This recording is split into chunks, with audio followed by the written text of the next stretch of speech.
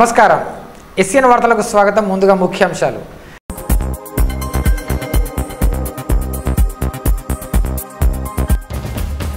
TRS అభివృద్ధి సంక్షేమ పథకాలే గెలిపిస్తాయి. మంత్రి అల్లోలా ఎమ్మెల్యే సమక్షంలో నామినేషన్ దాఖలు చేసిన టీఆర్ఎస్ లోక్సభ అభ్యర్థి నగేష్.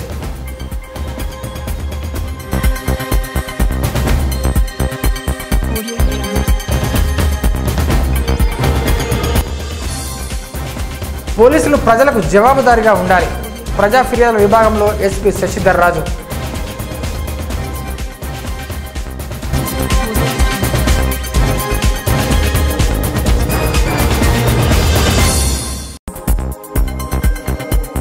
రైతులకు ఎలాంటి ఇబ్బంది కలగకుండా రబీ ధాన్యం కొనుగోలుకు పకడ్బందీ చర్యలు. కలెక్టర్ సమావేశ మందిరంలో జాయింట్ కలెక్టర్ భాస్కర్ రావు.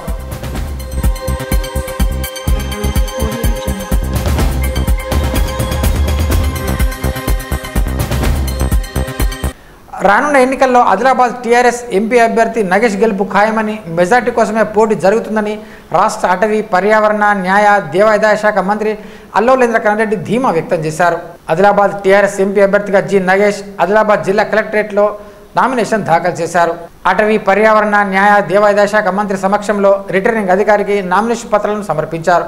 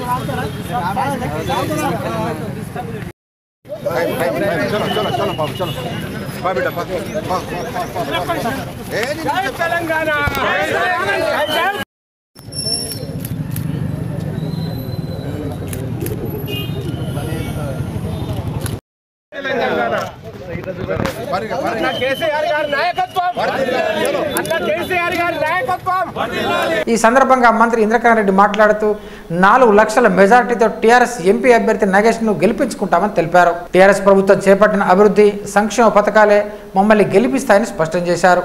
రైతు బంధు, రైతు బీమా పథకానికి దేశానికి ఆదర్శంగా నిలుస్తున్నాయని, రైతు బంధు పథకాన్ని ఐక్యరాజ్య సమితి కూడా ప్రశంసించిందని పేర్కొన్నారు. ప్రభుత్వాన్ని నెలకొల్పిన తర్వాత 119 సీట్లలో 88 సీట్లు కారు గుర్తుపై గెలిచి మరి ఇప్పుడు పార్లమెంట్ ఎన్నికలు ఇవాళ మొదటి దఫాలో మన తెలంగాణ రాష్ట్రము, ఆంధ్రప్రదేశ్ రాష్ట్రం ఉంది. ఇవాళ నామినేషన్ చివరి రోజు.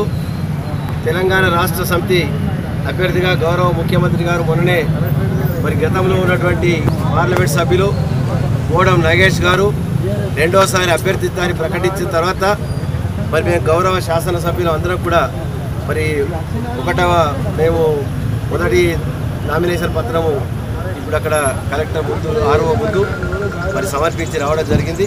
రెండో బ్యాచ్ కూడా మిగతా శాసనసభ్యులు, అదేవిధంగా జిల్లా పరిషత్ చైర్మన్ మరి వెళ్ళడం జరుగుతుంది. 3 మరి నామినేషన్ పత్రాలు వేయడం జరుగుతుంది.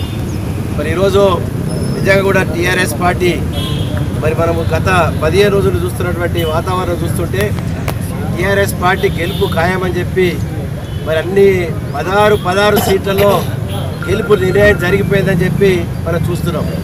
మన ముఖ్యమంత్రి గారి యొక్క పరిపాలన భారతదేశంలో 29 రాష్ట్రాలలో మరి నంబర్ 1 ముఖ్యమంత్రిగా 79% 2% ఇవాళ మరి ప్రజలు మద్దతు తీసుకొని మంచి కార్యక్రమాలు చేసినట్టు మరి పేరు వచ్చిందంటే మరి భారతదేశంలో ఇంతమంది నాయకులు ఉండగా కూడా మన ముఖ్యమంత్రి పరిపాలన ప్రతి ఒక్కరికి అర్థమైంది. దీనివల్ల కార్యకర్తలలో, నాయకులలో రెట్టింపు ఉత్సవం వచ్చింది. మరి ఆదిలాబాదు పార్లమెంట్ సెగ్మెంట్లో నగేష్ గారు ఒక ఏదైతే గిరిజనులకు సంబంధించినటువంటి, ఆదివాసీకి సంబంధించినటువంటి వ్యక్తి ఈరోజు 7 సెగ్మెంట్లు సిర్పూర్, కాగజ్నగర్, ఆసిఫాబాదు, ఆదిలాబాద్, ఖానాపూరు, మరి బోతు, నిర్మల్, ముథోన్ ఈ 7 సెగ్మెంట్లలో మరి అన్ని ప్రాంతాలలో ఎమ్మెల్యేలు కూడా గెలవడం జరిగింది. కోవలక్ష్మి గారే 170 ఓట్లతోని మరి ఓడిపోవడం. అక్కడ కూడా మరి ఇప్పుడు సక్కు ఏదైతే ఉందో ఆత్రం సక్కు వారు కూడా టీఆర్ఎస్ పార్టీలో కలిసినట్టు మనందరం కూడా చూసినాము. మరి ఈ విధంగా 7 ప్లేసులలో మాకు అన్ని రకాలుగా కార్యకర్తలు మరి అన్ని సంబంధించినటువంటి నాయకులు కూడా ఉన్నారు కాబట్టి మేము గెలవడం అనేది 200% ఖాయమైంది. ముఖ్యమంత్రి గారు చెప్పారు ఇప్పటికే 1,50,000 మెజార్టీ 7 సెగ్మెంట్లలో కాంగ్రెస్ పార్టీ పైన టీఆర్ఎస్ పార్టీ మెజార్టీ ఉంది. రెట్టింపు అంటే 3 లక్షలు. మేము అనుకుంటున్నాము ఖచ్చితంగా 4 లక్షల మెజార్టీ తెచ్చి చూపించి ఆదిలాబాద్ జిల్లాకు ఇంకా పెద్ద ఎత్తున నిధులు తీసుకొచ్చి పెండింగ్ ప్రాజెక్టులు కానీ ఇంకా సమస్యలు కానీ అదేవిధంగా ఎన్నో సమస్యలు మనకు ఉన్నాయి, అవన్నీ కూడా పరిష్కారం చేయడానికి మాకు మార్గం సుగమమవుతుంది. కాబట్టి దయచేసి మరి ప్రజలందరికీ కూడా మనవి, మరి నగేష్ గారు మరి గత 5 సంవత్సరాలు తెలంగాణ రాష్ట్రం కొరకు పెండింగ్లలో సమస్యలు కానీ పర్యావరణ సమస్యలు కానీ Kaleshwaram project, Palamuru project, national highway రహదారులు, ఈ విధంగా ఎన్నో సమస్యలపైన మరి ఢిల్లీలో ఉండి ముఖ్యమంత్రి గారు ఆదేశాలు పాటిస్తే మంచి పేరు తెచ్చుకోవడం జరిగింది. ఈ 2వ దఫా కూడా వారిని బ్రహ్మాండంగా మెజార్టీతో గెలిపించాలని చెప్పి వారు కూడా మాట్లాడతారు. మేము ఇప్పటికే కాన్స్టిట్యున్సీ మీటింగ్స్ ఒకసారి అయిపోయినాయి, ఒక రౌండ్. 2వ రౌండ్ మన ఖానాపూర్ ఈచ్ మండలం వెళ్ళి దాదాపు ఒక మండలానికి 2,000 మంది కార్యకర్తలు నాయకులతోని సభలు ఏర్పాటు చేసుకున్నాము. అనంతరం చిలుకూరి లక్ష్మీ గార్డెన్స్లో నిర్వహించిన పార్టీ నాయకులు కార్యకర్తల సమావేశంలో మంత్రి ఇంద్రకరణ్ రెడ్డి పాల్గొన్నారు. ఈ సందర్భంగా మంత్రి ఇంద్రకరణ్ రెడ్డి మాట్లాడుతూ గతంలో ఎన్నడూ లేని విధంగా అభివృద్ధి సంక్షేమ పథకాలు ప్రవేశపెట్టిన ఘనత టీఆర్ఎస్ ప్రభుత్వానికి చెల్లిందని అన్నారు. వృద్ధాప్య పెన్షన్లు, రైతు బంధు, రైతు బీమా, 24 గంటల విద్యుత్తు, షాదీ ముబారక్, కళ్యాణ లక్ష్మి వంటి బృహత్తర పథకాలను ప్రవేశపెట్టి ప్రజానీకం సమస్యను పరిష్కరించడమే లక్ష్యంగా రాష్ట్ర ప్రభుత్వం ముందుకు సాగుతుందని వివరించారు. రానున్న పార్లమెంట్ ఎన్నికల్లో ఎంపీ అభ్యర్థి గూడెం నాగేష్ గెలుపుకు ప్రతి ఒక్క కార్యకర్త విశేషంగా కృషి చేయాలని పిలుపునిచ్చారు. అందుకోసం గ్రామాల్లో పార్టీ నాయకులు విస్తృతంగా ప్రచారం చేపట్టాలని కోరారు. గ్రామాల్లో బీటీ రహదారుల సౌకర్యంతో పాటు గ్రామాభివృద్ధికి బడ్జెట్లో ప్రత్యేకంగా నిధులు కేటాయిస్తున్న విషయాన్ని గుర్తు చేశారు.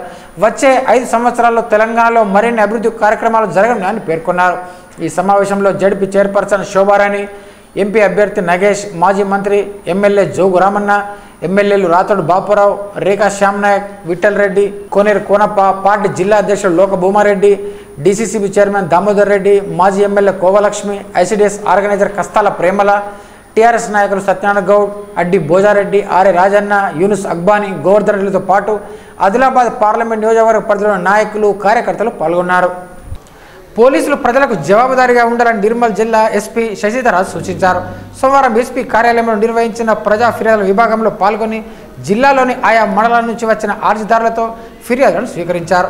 ఈ సందర్భంగా ఎస్పీ మాట్లాడుతూ ప్రజలు సమస్యలతో పోలీస్ స్టేషన్ వచ్చినప్పుడు తక్షణమే స్పందించి న్యాయం జరిగేలా చేసినప్పుడే ప్రజలకు పోలీసులపై నమ్మకం ఉంటుందని పేర్కొన్నారు. ప్రజలు కూడా పోలీసులకు సహకారం అందించాలని, అనుమానాస్పద వ్యక్తులు కనబడినా సంఘ వ్యతిరేక చర్యలు జరుగుతున్నాయని దృష్టికి వస్తే వెంటనే సంబంధిత పోలీసు అధికారులకు ఫోన్ చేయాలని లేదా జిల్లా వాట్సాప్ నంబర్ 8339869939కు సమాచారం తెలియజేయాలని కోరారు. పోలీసులు ఎల్లవేళలా ప్రజలకు అందుబాటులో ఉంటారని, ప్రజలకు సేవ చేయడంలో నిర్మల్ పోలీసులు ముందుంటారని భరోసా ఇచ్చారు. సమాజంలో ఉన్న పిల్లల విద్యాభివృద్ధిపై ఎవరు కూడా అశ్రద్ధ వహించడం తగదని జిల్లా బాలల పరిరక్షణ అధికారి దేవి మురళి అన్నారు. సోమవారం సారంగపూర్ మండలంలోని ప్యారమూరు గ్రామంలో వివిధ ఇటుక బట్టీలను ఆకస్మికంగా తనిఖీ చేశారు. 6 సంవత్సరాల లోపు ఉన్న 11 మంది పిల్లలను జిల్లా సంక్షేమాధికారి అనుమతితో సమీప అంగన్వాడీ కేంద్రంలో చేర్పించారు. బచ్పన్ బచావో అను కార్యక్రమంలో భాగంగా జిల్లా వ్యాప్తంగా ఉన్న ఇటుక బట్టీలను, ఫ్యాక్టరీలు, గన్లను మొదలగు వాటిని తనిఖీలు నిర్వహించి అందులో ఉన్న బాల కార్మికులను గుర్తించడం జరుగుతుందని తెలిపారు. 18 సంవత్సరాల లోపు బాల బాలికలతో పనులు చేయిస్తే చట్ట ప్రకారం తగు చర్యలు తీసుకుంటామని హెచ్చరించారు.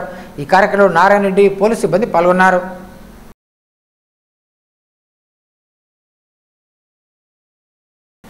రైతులకు ఎలాంటి ఇబ్బంది కలగకుండా రబీ ధాన్యం కొనుగోలుకు పకడ్బందీ చర్యలు తీసుకోవాలని జిల్లా జాయింట్ కలెక్టర్ భాస్కర్ రావు ఆదేశించారు.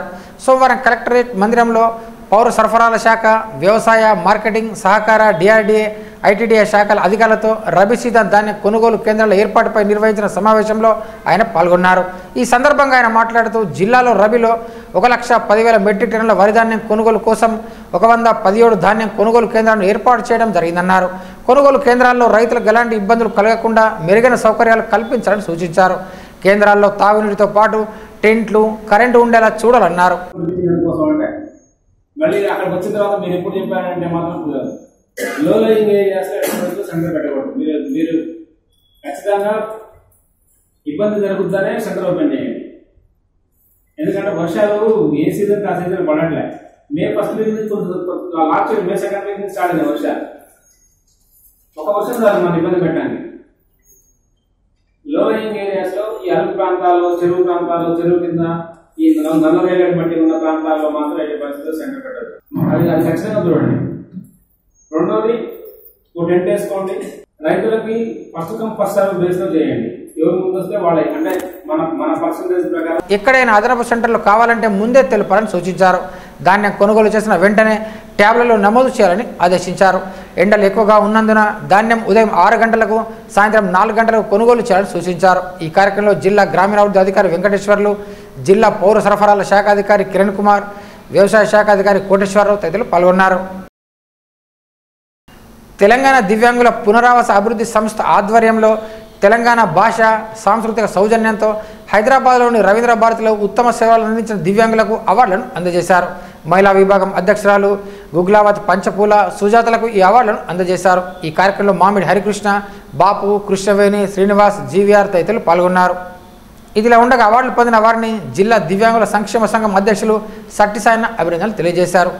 నిర్మల్ పట్టణంలోని ఇంద్రనగర్ కాలనీకి చెందిన ఆడిపు నవీన్ లక్ష్మి దంపతులు తమ పెళ్లి రోజు సందర్భంగా నిర్మల్ పట్టణంలోని అనాథాశ్రమంలో వృద్ధులకు పండ్లను పంపిణీ చేశారు. పెళ్లి రోజు సందర్భంగా పేదలకు, అనాథలకు పండ్లను పంపిణీ చేయడం పట్ల పలువురు ఆయనను అభినందించారు. వార్తలు ముగించే ముందు ముఖ్యాంశాలు మరోసారి.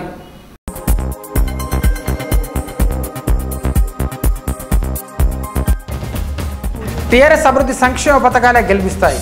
మంత్రి అల్లోలా ఎమ్మెల్యే సమక్షంలో నామినేషన్ దాఖలు చేసిన టీఆర్ఎస్ లోక్సభ అభ్యర్థి నగేష్.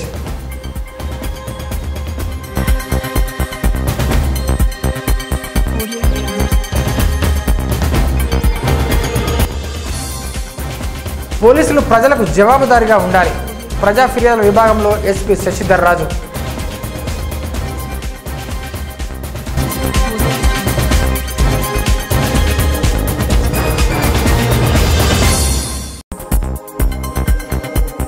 రైతులకు ఎలాంటి ఇబ్బంది కలగకుండా రబీ ధాన్యం కొనుగోలుకు పకడ్బందీ చర్యలు.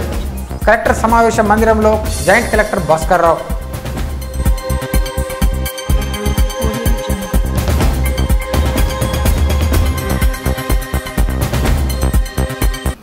ఈ వార్తలు ఇంతటితో సమాప్తం. తిరిగి రేపు ఇదే వేళ కలుసుకుందాం. అంతవరకు సెలవు. నమస్కారం.